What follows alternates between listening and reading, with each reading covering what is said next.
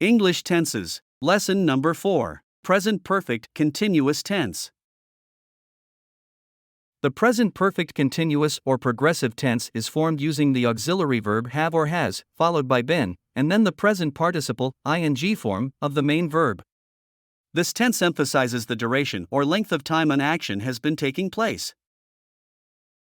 In positive sentences, we use the auxiliary verb have been or has been followed by the present participle ing form of the main verb.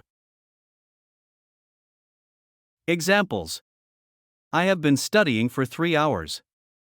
She has been working on the project all day. They have been playing tennis since morning. We have been waiting for the bus for ages.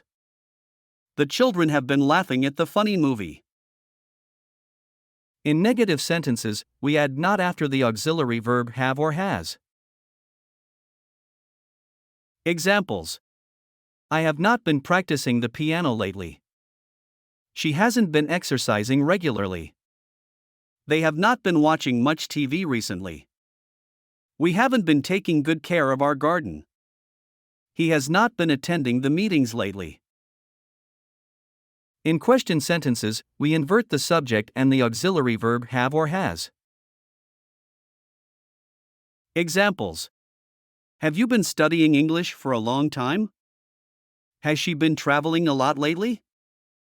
Have they been working on this project together? Have we been talking about the same topic? Has he been learning how to cook recently? To summarize, the present perfect or progressive continuous tense is used to describe ongoing actions or situations that started in the past, are still happening in the present, and may continue into the future. In positive sentences, we use have been or has been followed by the present participle. Negative sentences include not after the auxiliary verb, and question sentences start with have or has. Remember to use this tense when you want to highlight the duration or length of time of an action or situation. Thanks for watching, and I'll see you in the next lesson.